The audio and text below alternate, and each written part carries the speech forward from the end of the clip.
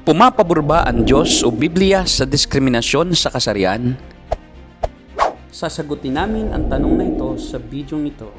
Marami ka pang matututunan sa aming website na gotquestions.org Tagalog. Ang seksismo ay ang pagkakaroon ng diskriminasyon kadalasan laban sa mga kababaihan. Maraming katuruan sa Biblia tungkol sa kalagayan ng mga kababaihan na kung titingnan sa makabagong pananaw ngayon ay tila mababa ang turing sa mga kababaihan. Ngunit dapat nating alalahanin na kung may nabanggit na gawain sa Biblia, hindi ito nangangahulugan na iminumungkahi ito ng kasulatan. Inilarawan sa Biblia na ang trato ng mga kalalakihan sa mga kababaihan ay tulad sa isang pag-aari. Ngunit hindi nangangahulugan na sang-ayon dito ang Diyos. Nakatuon ang Biblia sa pagbabago ng ating mga kaluluwa, hindi sa kalagayan ng lipunan. Ito'y sapagkat alam ng Diyos na ang isang binagong puso ay magkakaroon ng bagong ugali at pamumuhay. Sa panahon ng Lumang Tipan, halos lahat ng kultura sa buong mundo ay pinamumunuan ng mga kalalakihan. Ang katayuang ito sa kasaysayan ay malinaw, hindi lamang sa Biblia kundi sa mga umiiral na batas sa pamamahala ng lipunan sa ibang panig ng mundo. Sa makabagong sistema ng pagpapahalaga at makamundong pananaw, ito ay tinatawag na sexism o diskriminasyon sa kasarian. Dinisenyo ng Diyos ang kaayusan ng lipunan, hindi ang mga tao, at siya rin ang may akda ng pagkatatag ng prinsipyo ukol sa otoridad. Ngunit gaya ng iba, may mga nahulog sa ganitong sistema.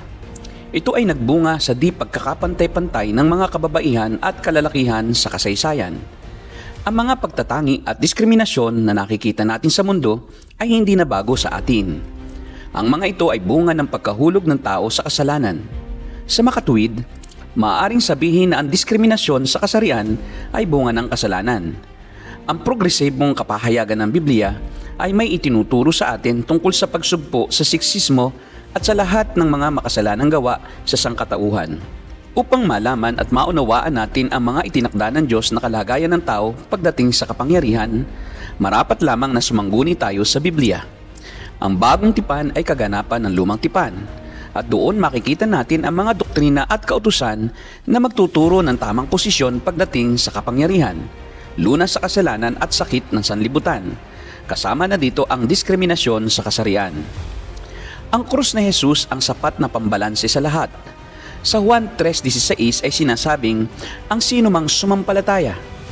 Ipinapakita lang dito na hindi basihan ang katayuan sa lipunan, ang kapasidad ng pag-iisip o kasarian man upang tanggapin ng Panginoon. Mayroon ding nasusulat sa Galatia na nagsasabing para sa lahat ang pagkakataon na maligtas. Dahil sa inyong pananalig kay Kristo Jesus, kayong lahat ay anak ng Diyos, sapagkat ang lahat ng nabautismuhan kay Kristo ay pinananahanan ni Kristo. Wala nang pagkakaiba ang Hudyo at ang Griego, ang alipin at ang mga malaya, ang lalaki at ang babae. Kayong lahat ay iisa dahil sa inyong pakikipag-isa kay Kristo Jesus. Galatia 3:26 hanggang 28. Walang diskriminasyon sa kasarian sa krus ni Kristo. Ang Biblia ay hindi sexist sapagkat malinaw na ipinahahayag dito ang bunga ng kasalanan ng lahat na lalaki at babae. Nakatala sa Biblia ang lahat ng uri ng kasalanan, pang-aalipin, pananakit, at pagkabigo ng mga magigiting na bayani rito. Subalit ito rin ay may binibigay na kasagutan kung ano ang mga lunas sa kasalanan sa Diyos at ang kanyang mga kautusan upang magkaroon ng tamang relasyon sa Kanya. Ang lumang tipan ay paghahanda sa pinakamataas na sakripisyo dahil sa paggawa ng kasalanan. Itinuturo nito ang pangangailangan ng paglapit sa Diyos. Sa bagong tipan, ang kordero na nag-aalis ng kasalanan ng sanlibutan ay isinilang, namatay, inilibing at nabuhay na maguli at umakyat sa langit at umupo sa kanyang trono. Sa pananampalataya sa kanya, matatagpuan ang lunas sa kasalanan at kasama dito ang kasalanan ng seksismo. Ang ideya ng seksismo ay resulta ng kakulangan ng kaalaman at pag-aaral sa Biblia. Sa anumang edad ay matutong sumunod sa mga itinakdang kalagayan ng Diyos at mamuhay ayon sa sinabi ng Panginoon, tiyak na magkakaroon ng nakamamanghang balanse sa pagitan ng anumang kasarian. Mas mapagtutuunan ng pansin ang mga bunga ng kasalanan kaysa sa ugat nito. Ang tanging paraan upang magkaroon ng totoong pagkakapantay-pantay ay ang pakikipagkasundo sa Diyos sa pamamagitan ng Panginoong Hesukristo. Makikilala ninyo ang katotohanan at ang katotohanan ang magpapalaya sa inyo. 1:8:32. Napakahalagang maintindihan na ang mga palagay ng Biblia sa iba't ibang gampanin ng lalaki at babae ay hindi para magkaroon ng seksismo.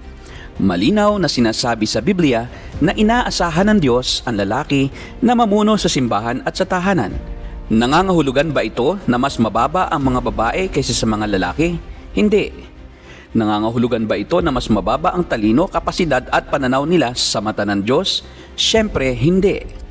Nangangahulugan lamang ito na sa makasalanang mundong ito, kailangan lamang ng kaayusan at autoridad. Maging ang pagkakaroon ng autoridad ay nilikha ng Diyos para sa ating ikabubuti. Ang seksismo ay bunga lamang ng pag-abuso dito at hindi ang mismong pagkakaroon nito. Iyan ang aming sagot sa tanong na, pumapabor ba ang Diyos o Biblia sa diskriminasyon? Sa aming website na gotquestions.org Tagalog, mababasa mo ang pagtalakay sa iba't ibang paksa at mga inirerekomenda naming babasahin.